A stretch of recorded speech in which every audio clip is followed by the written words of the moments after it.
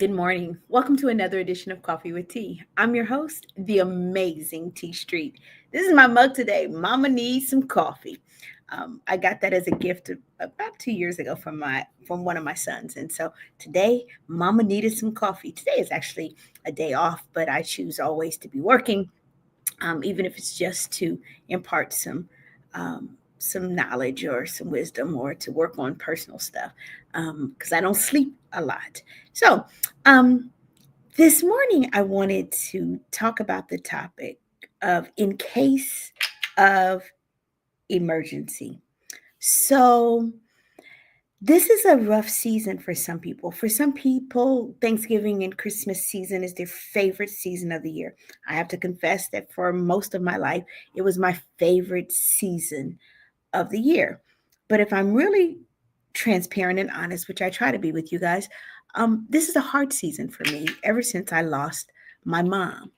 When my mom transitioned, the season became hard. It became hard because I miss her. And so I had to find some things that I could do that would literally calm me, give me some peace in the roughness of the seasons.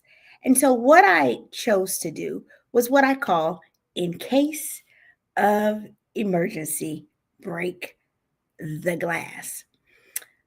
Most of the time, I don't reach out to people. I don't talk to people about the things that are deep and personal and painful to me.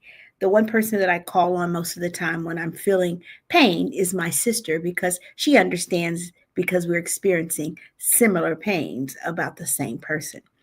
But I had to expand so that I didn't wear her out and so that she didn't wear me out. We had to find other things to do. And so I always tell people in the season of grieving, if you are a person who's grieving during the holidays, find some in case of emergency things to do. For example, one of the things that I did is upon the passing of my mom, I got lots of cards, I got notes from people, I got inboxes from people who knew her, and I kept them.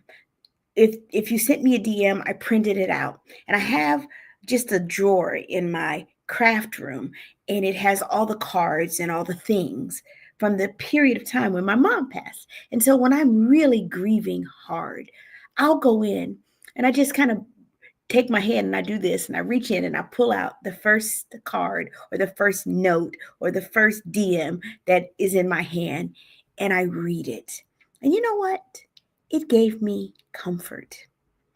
It gives me continual comfort to know that there were other people who either knew her and loved her or know me and love me and remind me that even in the seasons of grieving, which for me will probably be for the rest of my life, I'm loved.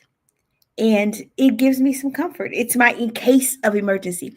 The other thing that I do is I have a few people that I trust and that I know love me and give me space to grieve without it ever getting old to them. And so when I'm having a really hard time, I'll pick up the phone and I'll call them and I'll say, I just need 2 minutes to feel. Sometimes we don't even talk. They give me space to be in silence and be heard in the silence. Sometimes the silence is accompanied by tears. Sometimes it's accompanied by sobbing, never wailing, because I don't mourn like people who have no hope. But my friends who genuinely love me give me space to feel and have that be okay. They are my human in case of emergency, break glass people. I want to encourage you in this season if you're grieving. I've got friends who are grieving, parents who are still here because they are battling the war with Alzheimer's. And so it's harder and you grieve differently because you're grieving the loss of people while they're still on the planet. If that's you, find someone that you trust.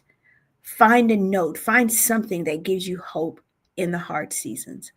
I'm the amazing T Street, but you know what? There's nothing amazing in me that's not in each and every one of you. Find your own in case of emergency, break glass people or things, and watch God use them to make things better. Have a great and amazing day.